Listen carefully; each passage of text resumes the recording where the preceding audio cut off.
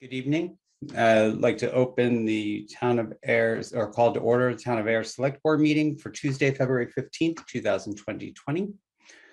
Due to the ongoing COVID-19 pandemic, in accordance with Chapter 20 of the Acts of 2021, suspending certain provisions of the open meeting law, public bodies otherwise governed by the open meeting law are temporarily relieved from the requirement that meetings be held in public places, open and physically accessible to the public, so long as measures are taken to ensure public access to the body's deliberations through adequate alternative means. This meeting will be live on Zoom and Channel 8.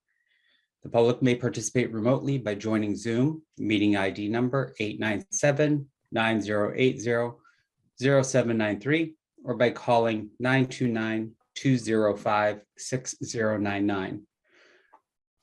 For additional information about remote participation, please contact Carly Antonellis, the Assistant Town Manager, at atm@ayer.ma.us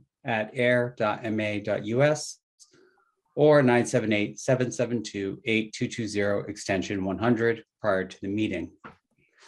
Could go ahead and stand for the Pledge of Allegiance.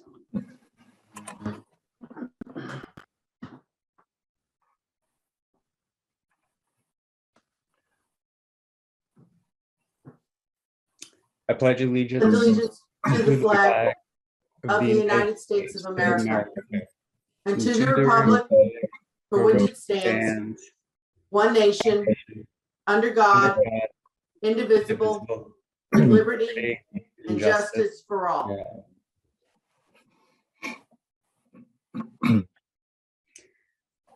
Okay, Janice Scott, were there any changes to the agenda?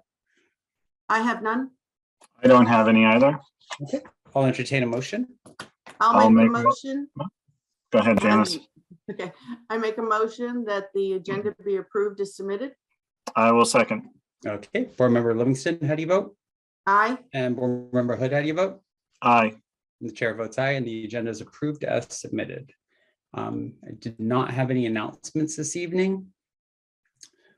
Is there anybody on, our next item is for public input.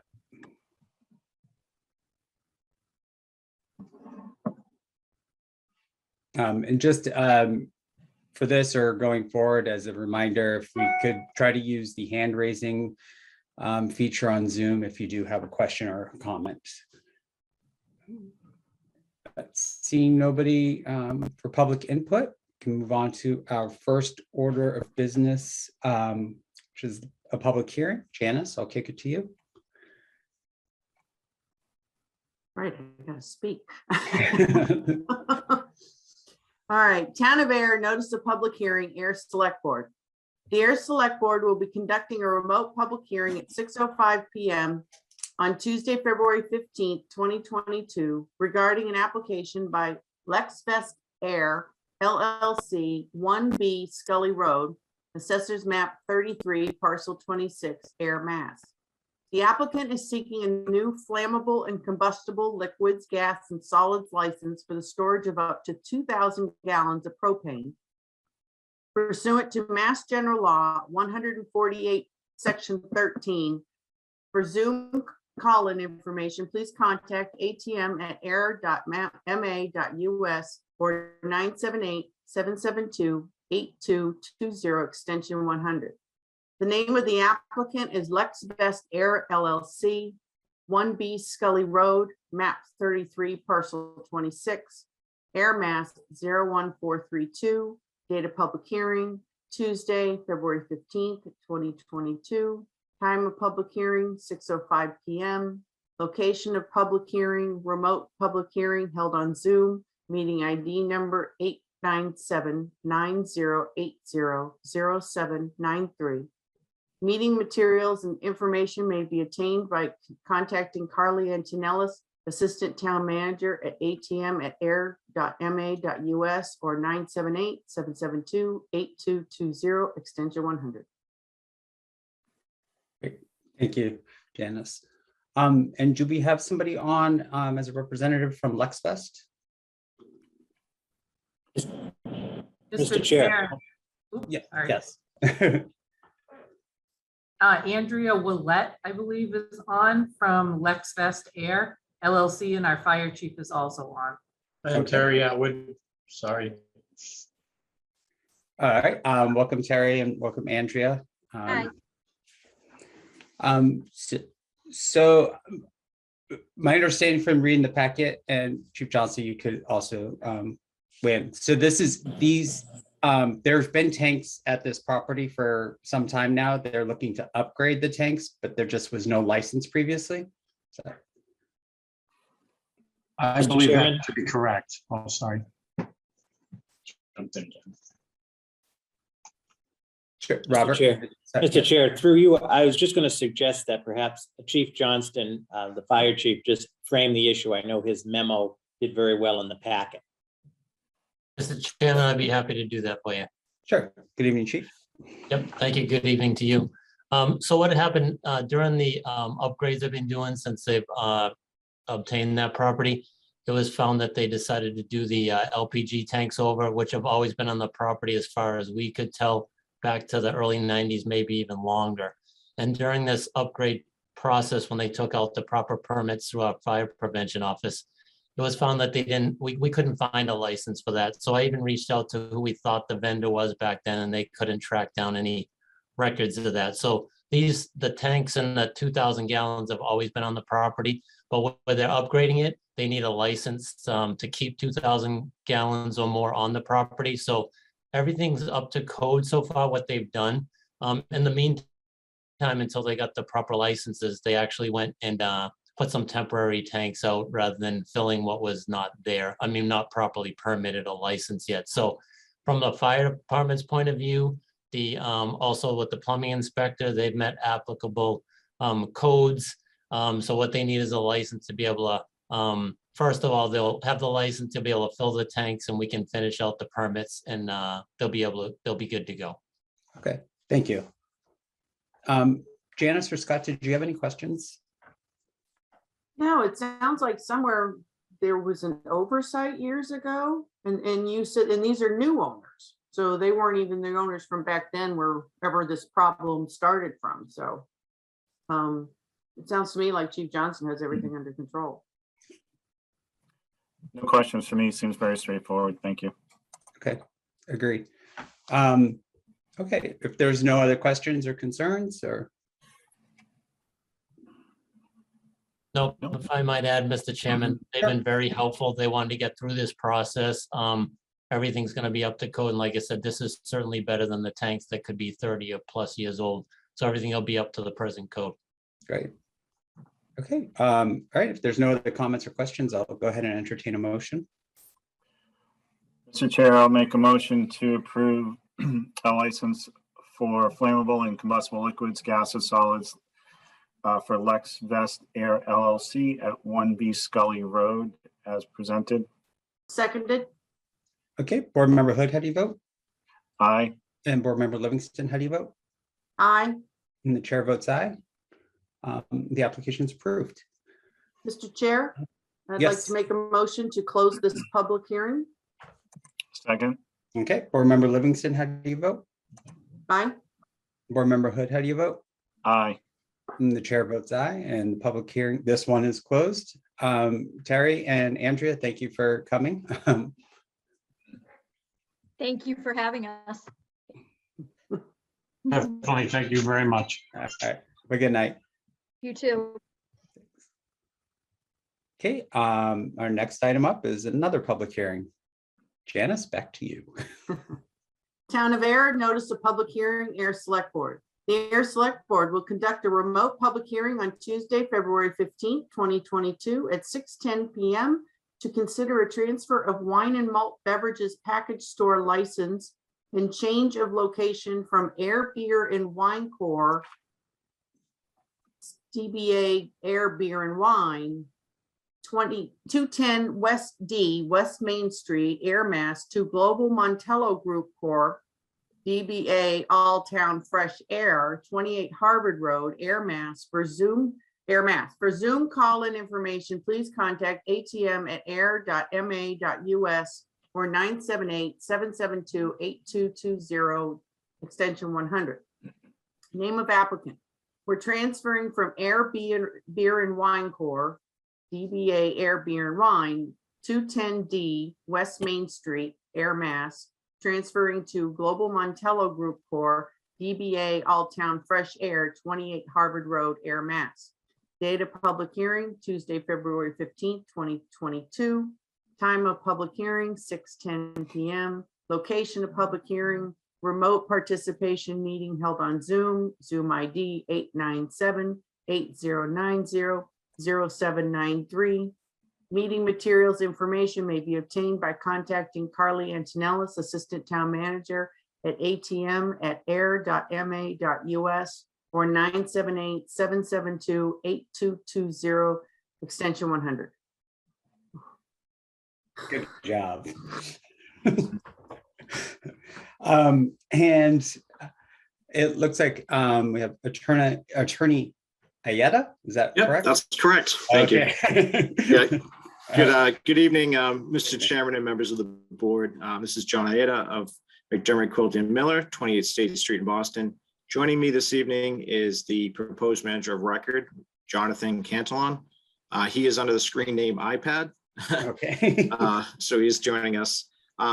Jonathan does have experience in the industry. He has been with Global Montello Group for the past 3 years, and he is at the present time the store operations manager. We are looking to obtain this license via purchase from Air Beer and Wine Corp., which, as I understand, has been closed, or it's an underutilized license. So this is an opportunity to move that license to a location which we think is a really good fit for the town. Those that know the store know it's a modern, state-of-the-art, brand new store. It's just over 2 years old now, and it's kind of a new concept, combining your traditional convenience store, but with also kind of an open air fresh market. Those that have had the opportunity to go in there know that there's fresh meals, sandwiches, soup, salads, things like that. So the addition of a beer and wine license would really help to the convenience and add to the convenience of customers. So they can grab a meal or a bite to eat, and they can also grab a bottle of wine or a 6-pack of beer or something like that to go for a complete meal at home. By way of experience, Global itself currently holds 9 licenses throughout Massachusetts. And in that time, they have an exemplary record. There's no violations either at the local board or at the ABCC. And they can attribute that to several reasons. One is they have a trained staff. Mr. Cantillon, as well as all the staff members, will be TIPS trained or serve safe alcohol trained. And so they'll come, equipped with that experience. Additionally, they have POS system that is, again, state of the art. Any product that is age restricted, they will be forced to stop that sale, check and scan in a valid ID and compare it to the person in front of them. So anytime the product is brought up to the register, that's the process that will happen. So in addition to the clerks and the trained staff, they also have the backup as with the POS system. There are surveillance cameras and security. They will lock up the product in the coolers during off-hour sales. This is a 24-hour store location, so obviously the sale of alcohol is not permitted for those entire hours. So in the off hours, they will secure the alcohol. The POS system, I believe, also will prevent a sale from happening in the off hours. It would not allow that sale to go through. In other words, if someone by accident brought something up, it was either 7:59 in the morning or 11:01 p.m. after the allowed hours, that sale could not go through. The POS system would not allow it to happen. We feel that this is going to be, in addition to the other convenience store items and market items, be a great addition for those customers. And Jonathan can attest to the fact, since he's been there, that it has been a requested item, and a lot of the customers do come in asking, if they can get beer or wine, or when they'll be able to do that. And obviously the opportunity arose for the applicant to be able to purchase and move that to this location. So we thank you for your time. Jonathan's available and I'm available if there's any, further follow-up questions. Thank you. Great, thank you. Janice or Scott, did you have any questions? Well, if I remember correctly, over the summer, last summer, when we had the license, Alltown applied for it. And at that time, they didn't get it because they weren't acceptable to get it. They got it they didn't get it for different reasons at that particular time, which made sense for the town. So there was nothing detrimental then, and I don't believe there's anything detrimental now. So I have no issues. I said one, we did go through this process back over the summer, so I'll ask a similar question that I asked over the summer. Can you walk through how you'll be separating the alcohol from the regular store to keep it separate in off hours? I know you mentioned that there's a lock-in cooler, but I'm also assuming that there would be some non-cooled items available for sale. Yep, that's correct. So the policy has been on other stores that have the same issue. They would cover the product. So for the gondolas or the store shelving, they would cover that product. The coolers that are refrigerated would be lockable. And then any product that's not on the retail sales floor would be locked up in a secured room, in the back of the store. So during the off hours, they are prepared to cover those displays. And I think it's been included in the floor plan. It's not a huge area, but obviously, it still has to be monitored. But the nice thing about this store, there's very clear lines of visibility from the registers and counters. It's open. There's great lighting and things like that. So it should not be an issue. All right. Thank you. All right, yeah, and I had no additional questions. Any other comments or concerns?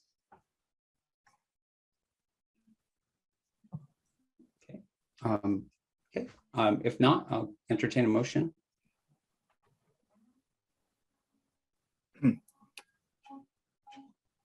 Are we, You got sorry, it? go ahead.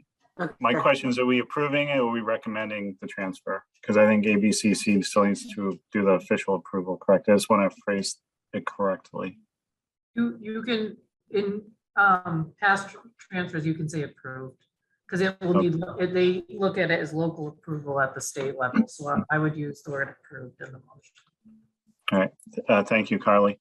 Mr. Chair, I'll make a motion to approve the transfer of the beer and wine and malt beverage package store license and change of location from Ayer Beer and Wine Corporation doing business as Ayer Beer and Wine, 210D West Main Street, Ayer, Massachusetts, to Global Montello Group Corporation doing business as Alltown Fresh Ayer, 28 Harvard Road, Ayer, Massachusetts. Seconded. Okay, Board Member Hood, how do you vote? Aye. And Board Member Livingston, how do you vote? Aye. And the chair votes aye. The transfer is approved. Thank you very much. We appreciate your time. Great, thank you, guys. Thank you. Have a good night. Thanks, you too.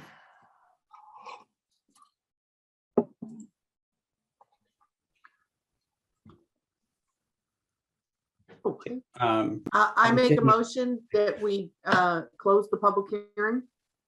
I will second. Board Member Livingston, how do you vote? Aye. Board Member Hood, how do you vote? Aye. And the chair votes aye. And we are at a public hearing. One more public hearing, Janice. Come on. No, No, I know, confuse just- me. Sorry. I was gonna look. You just do a good job at reading those notices. So, Oh, all right, that brings us to our next agenda item, which is the presentation of the fiscal year 23 Ayer Shirley Regional School District budget. Mr. Pombriand. Mr. Chairman, it gives me a great pleasure this evening to welcome and to introduce Superintendent of Schools, Dr. Adam Renda, who through you, Mr. Chair, will introduce the members of the school committee and his team that's here this evening to make the presentation on the FY23 Ayer Shirley Regional School budget. Good evening, Dr. Renda. Good evening, and thank you. We're very pleased to be here to present the preliminary budget for fiscal year 23. With me tonight, I have Bill Plunkett, the business manager, Charlie Caleri, the assistant superintendent, and I believe the school committee member, Joyce Reshus is here. I'm not seeing anyone else, but I may be missing someone on Zoom. So my apologies if I'm missing any of you. If Mr. Plunkett could share the presentation, or are we going to present the presentation tonight?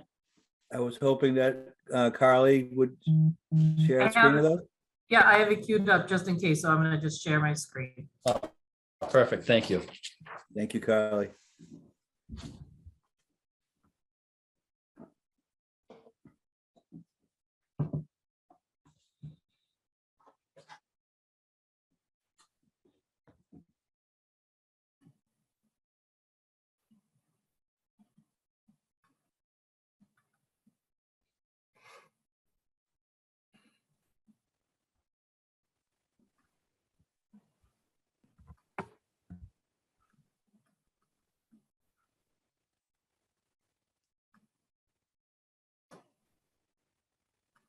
Can you see that, or is it just my back screen? It's your I can. background.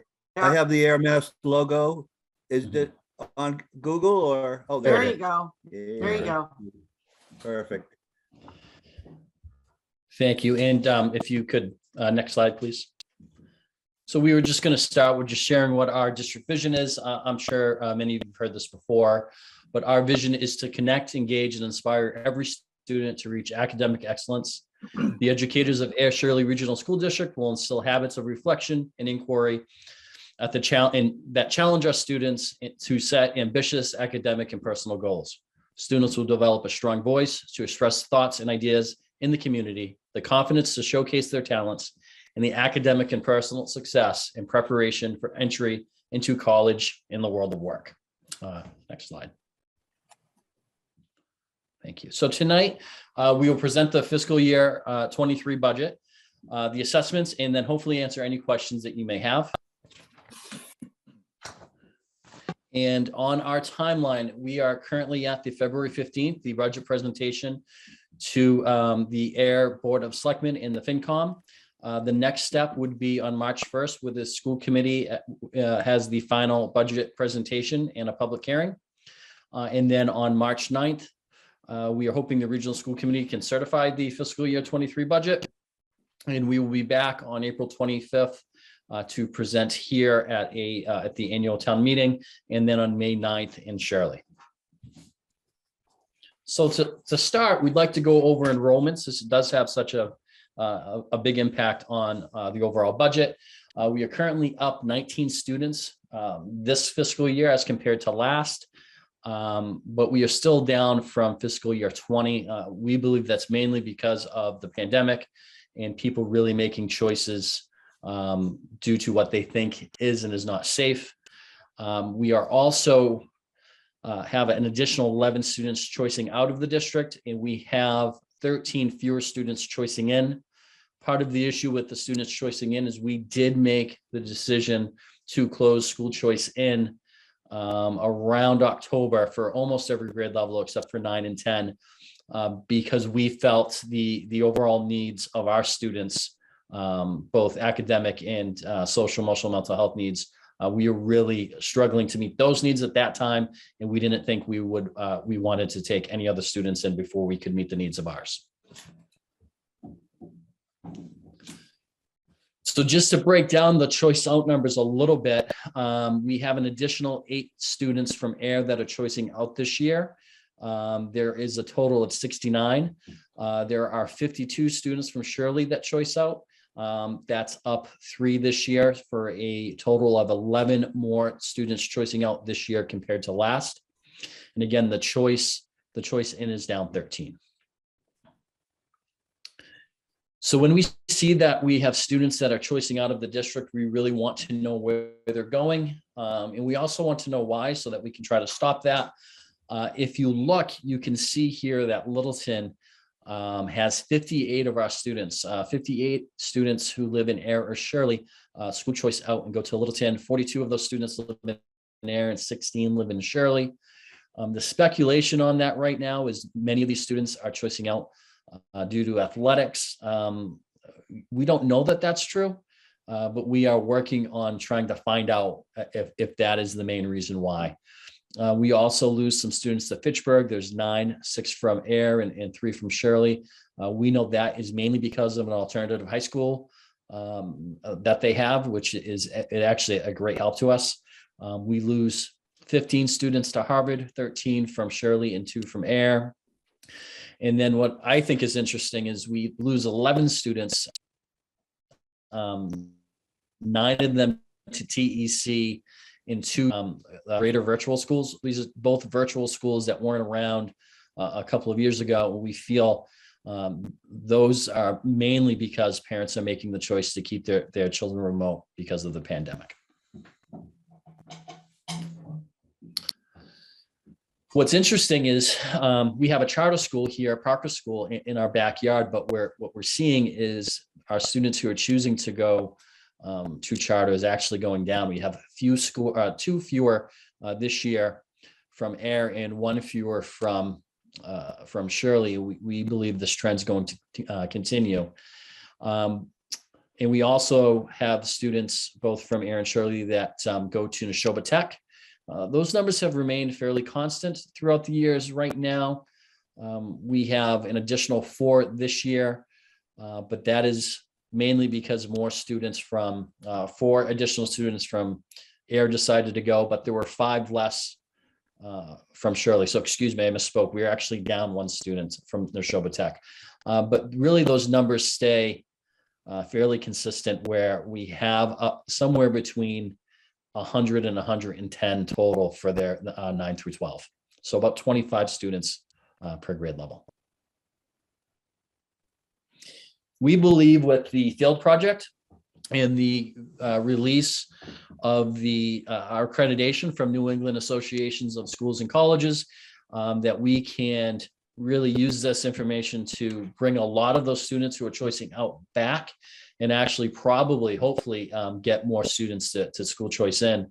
Both the Fields Project and this report are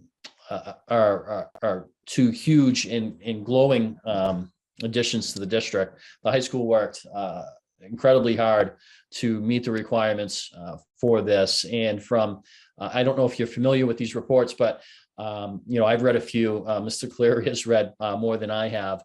But it's really one of the best I've ever read, and I would highly recommend the public to take a look and see what they're saying about our high school. It's really it's kind of a hidden gem. We have under 400 students. Everyone who attends the high school can participate in just about any activity that they want. And when you start going to larger schools, that's really not the case. So just a plug for the high school. I think everyone should check that out. In the Fields Project, some of the bidding happened today, and we'll be breaking ground this spring, and it's very exciting. This is some enrollment in special education. We have a total of just over 1,600 students in the district. Of that, 317 of them are special education students. We have an additional 35 special education students who are out of district students for a total of 352. This puts us at just above the state average at 21.5%. These numbers are a bit high. We have some initiatives that are in the planning stages now, will be implemented next year, that we feel that we'll be able to get this not only to the state average, but below it. These are our enrollment for special, English language learners. These numbers have stayed pretty constant throughout the years. Very, very low percentage of our students participate in or need to participate in English language learning. Overall, there's under 100 students. The average for the state is about 11%. The district's at 3.6. The high school has 2.4% of their students are ELL students, or nine students. The middle school is at 1.5%, or 6 students. Laura White has not even 1%, or 3 students, and Page Hilltop has 39 students, or 7.2%. It's important to note that the Page Hilltop number is higher because they host the elementary ELL program for the district. And this is just a breakdown of our special education out of district costs. Again, these numbers stay fairly constant. We're over 3 million this year, but we're actually spending less than we did in fiscal year 18. And our percentage remains about the same. It's 8.9% of our total budget. In fiscal year 18, it was 10%. These costs are going up. We do have a fairly high number of out of district, but it's important to note that five of those students moved into district this year, already being in and out of district placement. So we know when that happens, there's really no control of the district. We have to honor the decision of the prior team. However, moving forward, if it is a service that we can provide in district, we will try to pull those students back.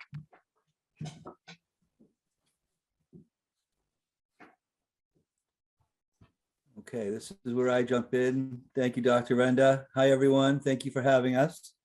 This is our budget drivers and projection worksheet. This is what we put together when we first started our budget.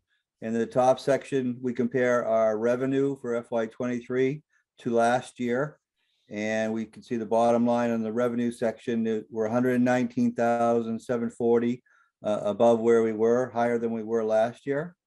The middle section is our budget drivers, our key expense lines that we know we have to be careful budgeting for. Health insurance, salaries are the highest priority items, and we list them in descending order.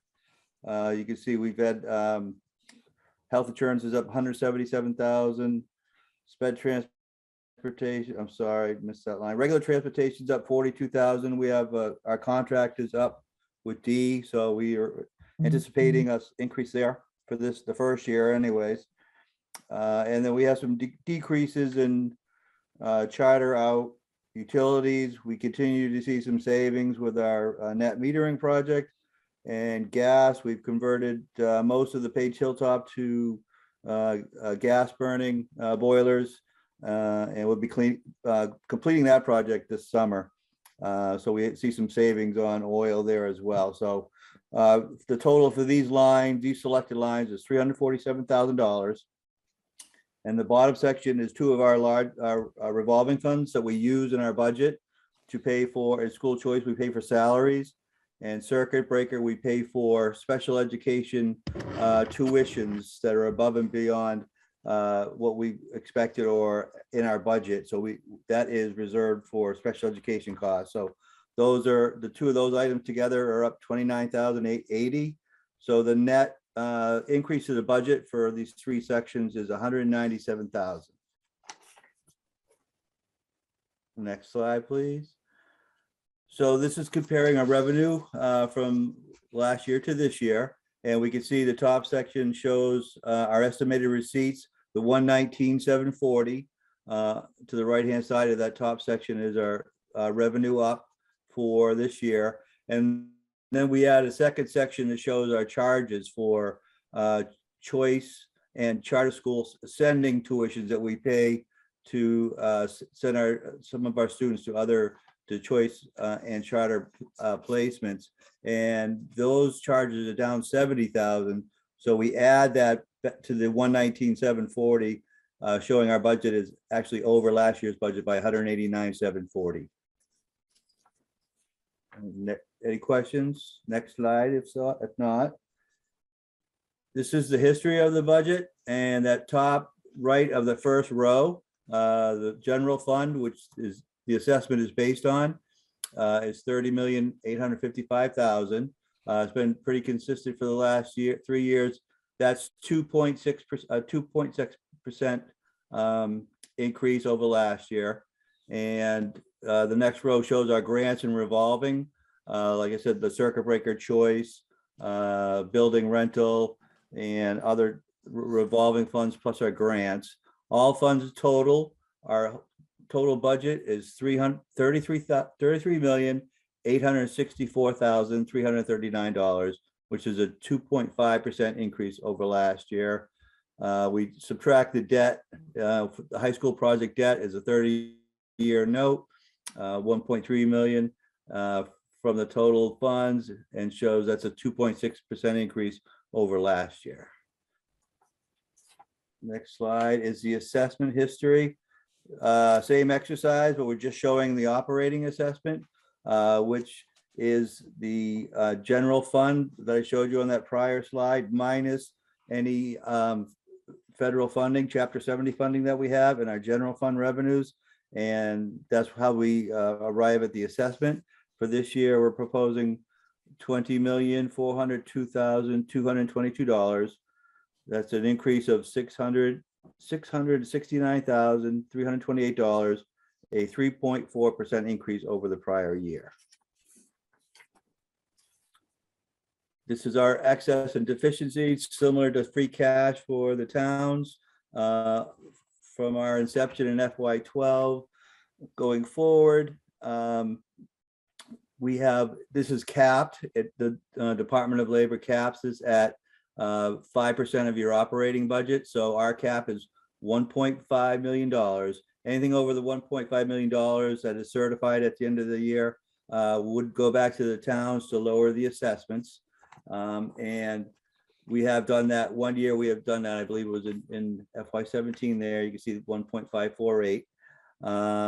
In FY16, we had our deficit in our capital project as we were awaiting as MSBA reimbursement for the high school project. They held the last payment. And at the time we had our audit and the E&D was in a negative. So there was no E&D that year.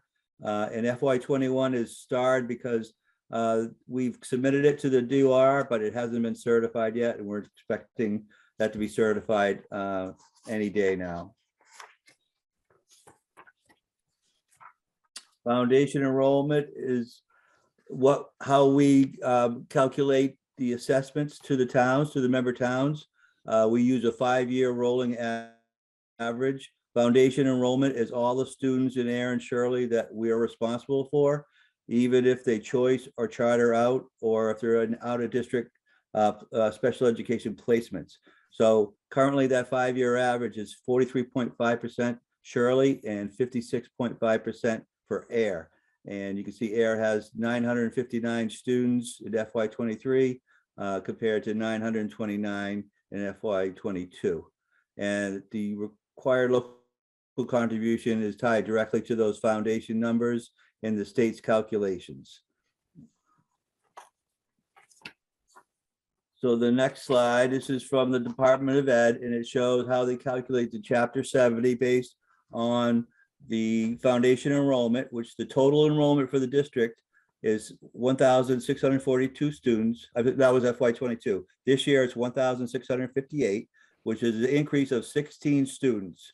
In FY22, our required local contribution for the two towns was $13,326,000, and in FY23 it's $14,087,905, which is an increase of $761,365. Underneath the enrollment numbers, you can see the breakdown between Ayer and Shirley. There's Ayer has an increase of 30 students. Shirley has a decrease of 14. So the net change is positive 16 students, an increase of 16 students for FY23. As we go across the dollar amounts for Ayer, you'll see there's an increase of the required local contribution of $520,696. And that is based on the foundation enrollment, the ability of Ayer to pay, and a couple of factors I'm going to show you on the calculation of that ability to pay on the next slide. Oh, this is the summary. This one I just quickly wanted to point out on the left-hand side is it's kind of small. I can hardly see it, but it's a calculation for Chapter 70 aid. And you can see the first line, row 1 is last year's Chapter 70. And then they take our foundation budget, and row 2, and then 3, they subtract the required local contribution to get what they arrive at is what they should be paying for Air Shirley's Chapter 70. So it's less than row 1, which was last year's amount. So that means we're a hold harmless district. We don't get any additional aid. All we get is the minimum aid amount of $5 per student. I meant $30 per student, which is $49,000. So we add the $49,740 to what the amount we got last year. And that is our current FY23 Chapter 70 funding of $8,431. And the upper right section compares FY22 to 23. And a couple things to point out is the foundation budget is up $1.4 million, a 7.5% increase. And also the required local contribution is up $761,000, which is a 5.7% increase. And the chart below shows Chapter 70 holding steady, and that's to be expected as we only get the minimum aid amount each year. Any questions on this so far? Okay, the next slide goes into how they calculate the contribution, required local contribution based on several factors, income, property, wealth, and that the left side is the effort goal. That's how they determine what Ayer is able to pay. They do a couple of calculations to come up with a combined effort yield, which is that row 7, 9.9 million. They also calculate a maximum local contribution in row 9, which takes 82.5% of the foundation budget, and that gives them the 9.46. So what they're going to do is they're going to take whatever is lower, 7 or 9. Oh, I'm sorry. 9 is 10.866 million, and that is higher than the 9.946. So they're going to use row 7 for the amount that Ayer should be able to pay. Now on the right hand side, they calculate last year in row 13 what the required local contribution was for Ayer, and they multiply it by the municipal revenue growth factor of 5.42, and that's how they come up with the preliminary contribution of 9.4 million. Now that's slightly below the target because the target is always getting pushed out as they increase the foundation budget. So they're going to calculate a small increment that they're going to add to the 9.4 million to get Ayer closer to the target. So they multiplied by that shortfall percentage. It came up with a increment of 89,000. Now that is added to the 9.423 million, and that becomes Ayer's required local contribution. Now keep in mind that number includes Ayer Shirley Regional School District plus Neshoba Tech, the 2 school districts that Ayer belongs to. So as we go into the next slide, you'll see that 9.512 is the new amount with the 89,000 added in. That's going to be a portion between Ayer Shirley and Neshoba Tech. So FY22 is in the top section, FY23 is underneath, and it shows you the increase of 30 students to Ayer Shirley, an increase of 2 students to Neshoba Tech, the appropriate foundation budget for Neshoba Tech and Ayer Shirley, and the required local contributions showing the increase of 520,696 for Ayer Shirley's required local contribution, and 53,000 for Neshoba Tech, and that shows a total increase of 573,000 and the $9.512 million required local contribution for both school districts. And the last slide is how we calculate the assessment. So the required local contribution, which we just went over, is in row 1, that's set by the state. So that is not assessed to the towns through the regional agreement. Rows 2 and 3 are allocated by the regional agreement, and that's based on a 5-year rolling average foundation enrollment, currently 56.5 Ayer, 43.5% Shirley. Rows 3 and 4, transportation and capital. Transportation is allocated the same way as per row 2. For the amount, row 2 is very important to state that the Ayer and Shirley both pay over or contribute over the required local contribution. So in this proposal, Ayer and Shirley are paying 4.4 million over the required local contribution, and that is allocated via the regional agreement. Transportation is the same. Capital is a little bit different because it depends on where the building resides, which town it resides in. So this is the band interest for the field project. So it would be 50% foundation enrollment, 50% resident enrollment of the high school is how we calculate this allocation of that debt. So that is a one-time band interest that we'll be paying in July as we firm up our financing for the field project for long-term. So we see the total operating assessment of 20,402,000, which is 12,244,000 to Ayer, an increase of 485 or 495,007, or it is 485 over last year, 4.1% increase over last year. And then in section, the excluded debt section, we add in the high school renovation debt. As I said before, that's a 30-year note that we're paying down. And that is assessed based on that same 50% foundation, 50% resident enrollment of the high school. And that's calculated as on page 18 of the budget. So Ayers has seen a little bit of reduction in the high school debt, their portion of the high school debt because of the middle school's debt going down, and that loan will be paid off in 2026. So that was part of an incentive, a phase-in incentive for that Ayer had provided when we regionalized. So that actually brings down the final percentage increase to 3.7. The total operating assessment in debt is 13,133,346. That's an increase of $463,216, and it's a 3.7 increase over last year. So I know I went really fast, but I'm sorry. I apologize. Any questions?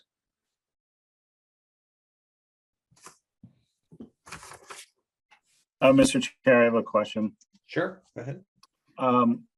So Bill, thanks for the presentation on the operating budget. I think the operating budget itself is fairly straightforward. One question I do have is looking at GASB 45, which is the post-employment benefits. So on the town side, we're putting money aside for future expenses around that. Has the school district started doing that, or is there a plan in place? Whether that's going to be billed back to the towns? We have made some initial contributions. We made 20,000 the first year. We have $10,000 in our appropriated budget for an annual contribution. And we've also, we're anticipating recommending transfers to the OPEB fund from our E&D when it's certified. We have a couple of areas where we can transfer money from E&D, capital stabilization, sped reserve fund, and OPEB. So I think one of our recommendations would be to make another contribution above and beyond the annual payment to OPEB. Thank you, Bill. Welcome. Any other questions?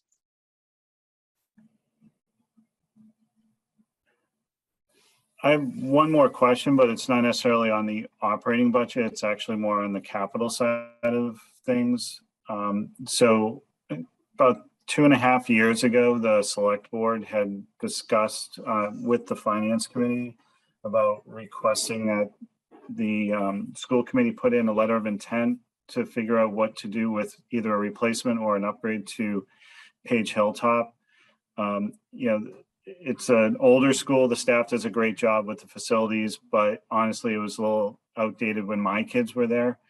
So I'm wondering if there's any plan on the horizon to address that. Yes, there is. There is. We know it's a long process. We wanted to get the field project going. And I think if I could, Dr. Rendon, you could jump in at any time, but I think we were looking at putting in a letter of intent next year. I think the timeline is spring, and then they're due by, I think, May 30th or June 30th for the MSBA. The notification email came out about 3 weeks ago for this year. So your time, the timeline, Bill, you're right on. We would get that around this time next year. It'd be due in May. It's anywhere from a 6 to 7 year process. Once you write the letter of intent. The building was built, I believe the building was built in 58. It's been a great building. It's currently treating us really well. But I don't know if it owes anybody anything, right? It's kind of has certainly served its purpose, and an upgrade would be great. So we would definitely look to put in a letter of intent and do a feasibility study at some point. Excellent, thank you. Lou, or I'm sorry. Mr. Hood, thank you very much for that question. I think I have a terrible situation here, but so sorry, but thank you very much for having us. And I think we have to organize a committee, and both towns should be on it, because the MSBA has various phases, and the phases right now are favoring large city projects. So I think we need to be ready to jump in when that kind of changes with their philosophy and the state view. So thank you. Mark or Lou from the Finance Committee, did either of you had any questions?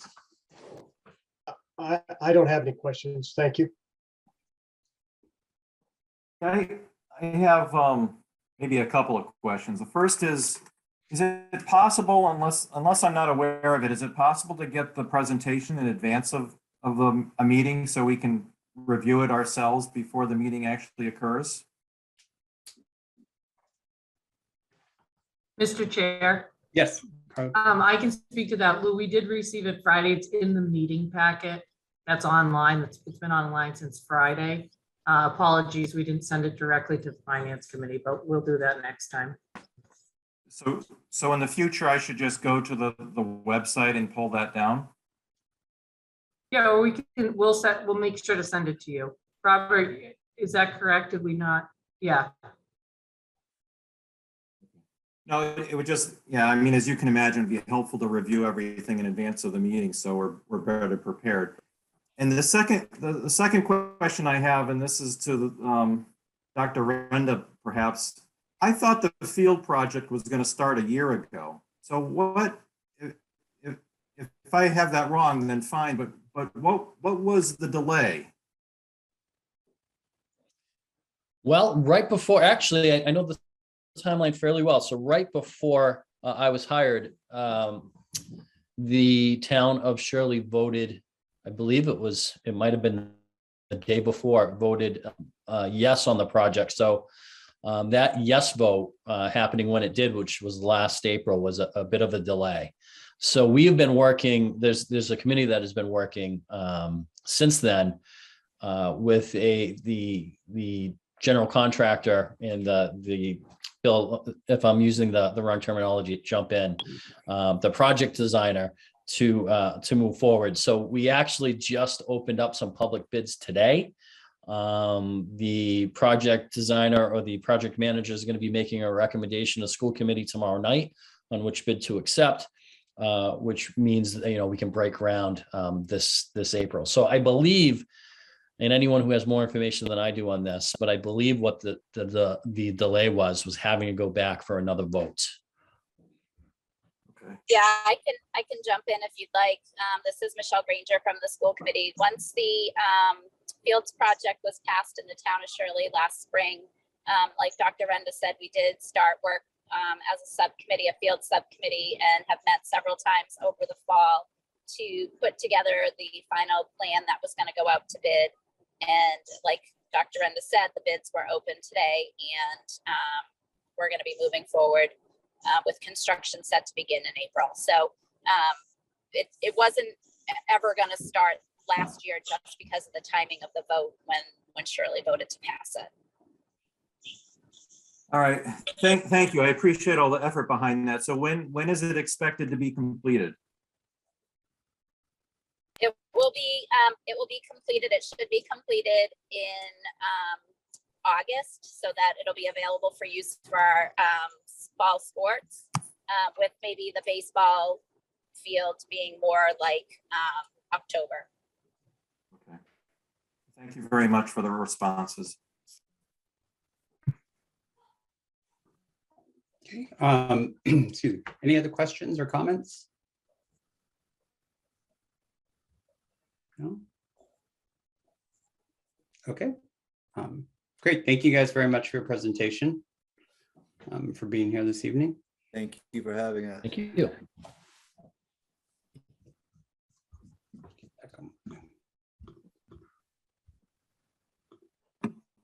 All right, that brings us to our next item, which is the town manager's report. Mr. Pombriand. Good evening, Mr. Chair and members of the Select Board. I hope that you are all well. In terms of the town warrants that have been reviewed and approved since the board last met on February 1st, those are referenced in your packet. In terms of the administrative update since the board last met on February 1st, the main focus, of course, has been the FY23 budget and town meeting preparations, as well as is the case every year. I'll get right into the two items I have that tie into this administrative update. The first being the FY23 budget update. Again, want to stress that all of the documents, and as we move forward for the FY23 budget process, are available on the town's website. Under the town manager tab, there's a FY23 budget tab that has those documents. If there is something that isn't there, or there's a question related to that, please contact Ms. Antonellis or myself, and we'll make sure that you have that information. I just want to reiterate, I know the board is aware, but for the public's benefit, at your next meeting on March 1st, per the select board, under my report, there will be a specific update on the FY23 budget, and we'll call that draft 2. So we're still on draft 1, which is on the website from the first presentation. We'll be discussing giving an update on draft 2 at the March 1st meeting, and I'll really be highlighting and emphasizing the changes, what's changed since draft 1. And as I indicate in the packet, I would also like to have an update on the discussion on the recommended uses for free cash for FY23, and that the last board meeting, there was a good discussion on that. And then I just want to also stress that we have moved the second public forum up. It was originally going to be on March 30th. So change your calendars, of course. It's going to be on Wednesday, March 16th at 6 p.m. on Zoom. This will be the second formal public hearing, public presentation on the budget, I should say, with all departments in attendance. And we look forward to that as well as we move towards a town meeting. Are there any questions from the select board on the budget or the budget process at this time as we move forward? Okay. No questions, thank you. My third item, in accordance, is the FY23 COLA, or cost of living adjustment recommendation. And in accordance with the provisions of the town's financial policies, each year the town manager is to make a recommendation to the select board on a proposed cost of living adjustment for non-union personnel, which includes the call firefighters and compensated elected town officials. And that recommendation is based on some specific metrics that are set forth in the financial policy.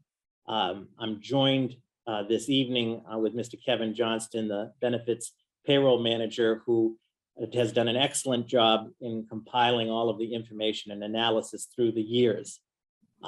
Before I briefly turn it over to him to highlight some key points, I'm recommending that the board consider a 2% cost of living adjustment for all non-union personnel, call firefighters, and compensated elected town officials, which would be effective July 1st of 2022, with funding subject to appropriation by town meeting for the public's benefit. That will appear in 2 locations on the budget. Per state law, there's a specific article for the elected officials compensation. There are 7 positions. It's the 3 elected board of assessors, the 3 select board members, and the town moderator. And the call firefighters are incorporated within the FY23 fire budget. And the article on the omnibus budget would reflect the cost of living adjustment. And we marked that out in the explanatory note. The estimated budgetary impact of the 2% COLA for FY23 would be $50,000.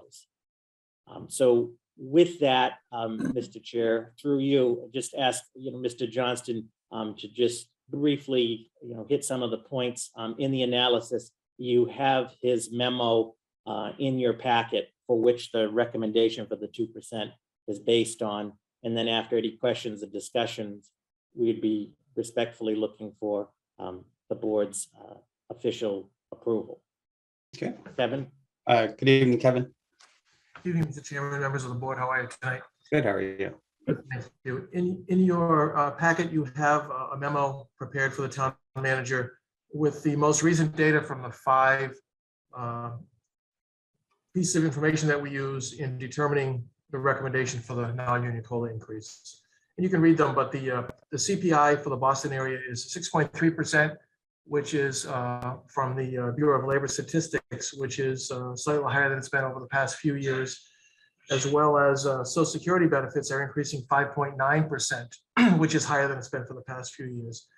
The other indicators, the Federal Reserve Bank of Boston CPI, as well as the survey of surrounding communities, and the Mass Municipal Association COLA survey database, all are right around 2% for most communities. A couple are higher, 1 or 2 are lower, but 2% seems to be the norm. And the last piece of information that's listed there is what is in our collective bargaining agreements, as you're aware of. 2% COLAs are built into the base wage for all of our unions. So I'm happy to answer any questions you might have on the data that's been collected for the town manager's recommendation. Okay. Scott or Janice, any questions? No, everything looks up to snuff. No questions for me, thank you. Okay. Yeah, I don't have any either.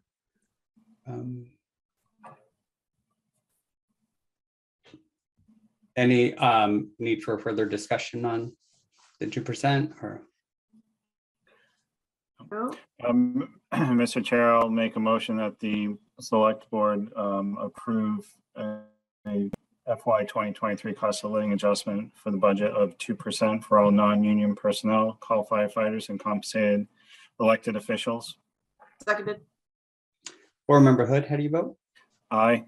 Board Member Livingston, how do you vote? Aye. And the chair votes aye. The COLA of 2% is approved for non-union personnel. Thank you. Thank you, Kevin. Mr. Chairman, members of the board, unless there are any other questions from the select board, that concludes my report for this evening. Thank you. Okay. Thank you, Robert.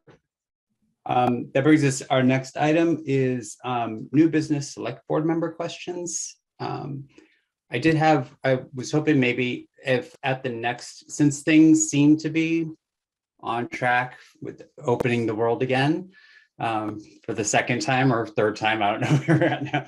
Perhaps at our next meeting on March 1st, we could discuss a reopening or a return to in-person meetings.